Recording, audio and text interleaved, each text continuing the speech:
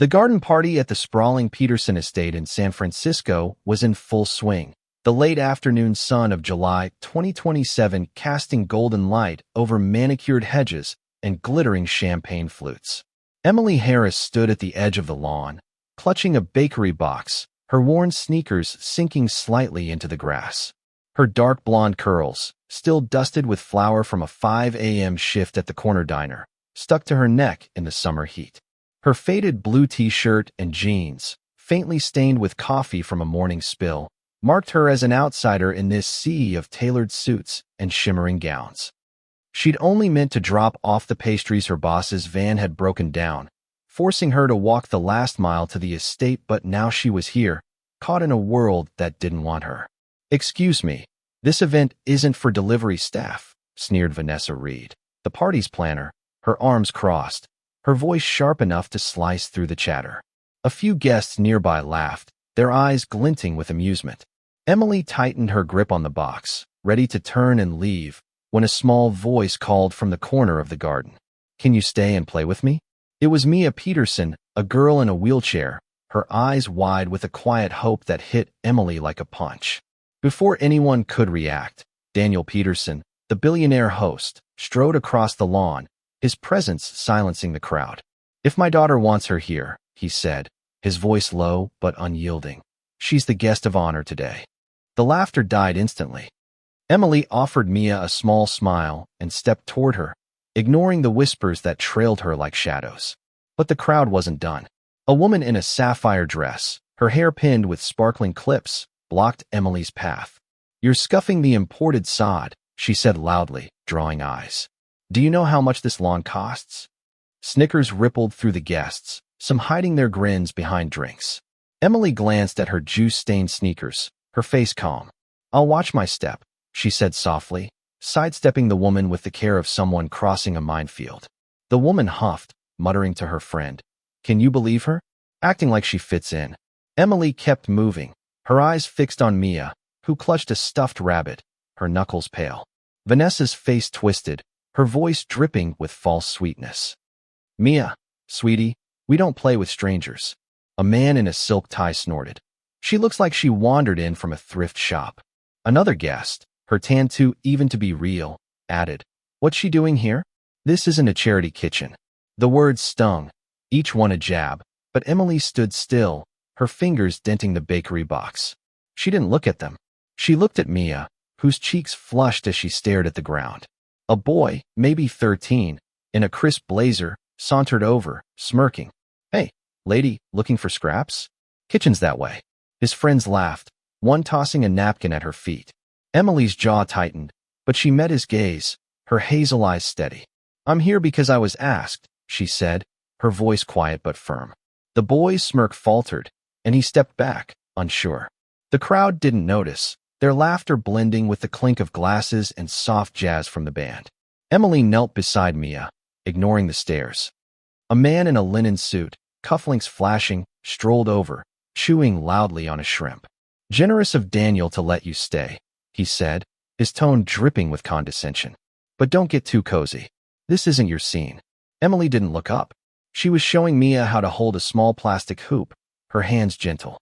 "Like this," she said softly, guiding Mia's fingers. The man's smile faded, and he walked off, muttering. Mia's voice broke through, small but clear. "Do you know hoop toss?" Emily nodded, pulling a hoop from her pocket and spinning it on her finger. Mia clapped, her laugh bright, cutting through the crowd's murmurs. Vanessa rolled her eyes. "Mia, she's just dropping off food," she said, her tone patronizing. A woman in a tight gold dress laughed. "What's next? Inviting the landscaper to dance?" Emily didn't flinch. She handed Mia the hoop, her movement steady. From the garden's edge, Daniel watched, his navy suit crisp, his face unreadable but his eyes sharp. "I coached kids with disabilities," Emily said quietly to Mia. "We made games work for them." Mia's smile grew, her hands loosening on her chair. The guests kept at it. A woman with a diamond necklace whispered, "Playing with toys like she's one of the kids." "Pathetic." Her friend nodded. "Probably fishing for a tip." Emily's hand paused, the hoop wobbling, but she caught it, her fingers steady. She handed it to Mia, saying, "Your turn." Mia tossed it, missing but laughing. Vanessa snapped, waving at 2 security guards. Get her out. She's ruining the vibe. The guards moved toward Emily, their steps heavy. A woman in a red blazer muttered, "Poor people always pull stunts for attention." Emily pocketed the hoop, ready to leave, when the boy from earlier flicked a glass of juice at her, soaking her sneakers. She froze, her lips parting, but said nothing, her eyes cold. The boy shrank back. A young server rushed over, nervous, holding a folded note. "You dropped this," he said, handing it to Emily. In Mia's shaky handwriting, it read, "Thank you for playing with me." The server whispered, "She's been talking about you all day." Emily tucked the note away, her face softening, and turned to Mia, who watched her anxiously. The guards hesitated as the crowd's murmurs quieted. Mia's voice rang out, desperate. "Miss Emily, don't go." The band played on, nearly drowning her out. Emily stepped toward the gate, her shoes squelching, when Daniel's voice cut through. "Hold on." He crossed the lawn in long strides, every eye on him. The guards froze. Vanessa's mouth opened, then shut. Daniel stopped before Emily, eyeing her soaked shoes, the bakery box. "You coach kids with disabilities?" he asked. Emily nodded. "Volunteer camp, a few summers ago. Kids with wheelchairs, crutches. We adapted games for them." Her voice was steady, like she was discussing the weather. Daniel turned to Vanessa. "She stays. Mia wants her here." Mia grinned, clapping, and Emily set the box down, pushing Mia's wheelchair to a quieter corner. A man with a loud tie and a louder laugh stepped in their path, phone out. "Let's get a shot of this charity case and the kid. Perfect for my feed." He snapped a photo, the flash catching Emily off guard. The crowd chuckled. "This'll get likes," he said, grinning. Emily's eyes locked on his. "Put the phone down," she said, her voice low but sharp. He froze, pocketing the phone, muttering as he walked away. Mia squeezed Emily's hand, her touch warm, trusting. The guests didn't stop. A group of parents in designer clothes whispered loudly. "Billionaires inviting the help now," one said. Another laughed. "Next, she'll be at the main table." Vanessa, still smarting, raised her glass. "Everyone meet what's your name?" Her smile was venomous. "This is someone who taught hoop toss to poor kids." Laughter erupted, cruel and loud. Emily stood calm, her eyes sharp. Mia reached for her hand, trembling, but Vanessa pulled the wheelchair back. "Mia, mingle with our guests." Mia's face crumpled. Emily stepped forward, her body shielding Mia. "Don't," she said to Vanessa, her voice like steel. The crowd went silent. Vanessa's hand dropped. A woman in a coral dress approached, offering a cupcake with a mocking smile.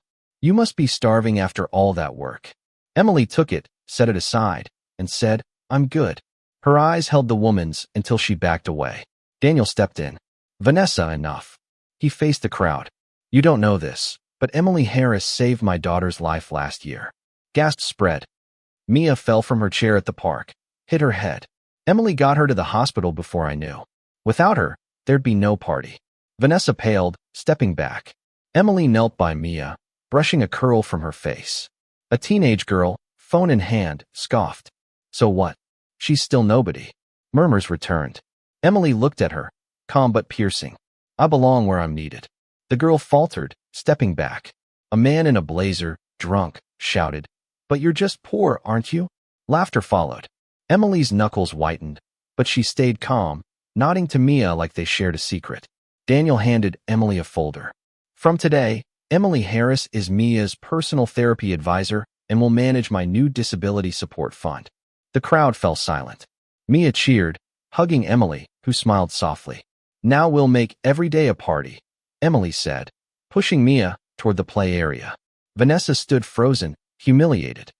Later, Daniel told her she was done planning Mia's events and owed Emily an apology. The man in the blazer lost his job after Daniel's firm pulled investments. The woman with the necklace saw her blog's sponsorship vanish after her comments went viral. The boy who threw juice was grounded, shunned by friends. Emily didn't care. She was busy with Mia, planning therapy, meeting parents at the fund's office. One evening, as she left the estate, a black SUV pulled up. Michael Peterson, Daniel's brother, stepped out. "Good work," he said, his nod heavy with meaning. Emily kept walking, her stained sneakers steady, her focus on the work, on Mia's smile. She'd felt the sting of judgment before, but Mia's laugh, her small hand in hers, was enough. What do you think? Did Emily belong at that party? Should wealth define who gets a seat at the table, or is it something deeper? Would you have stood up to the crowd like she did, or walked away?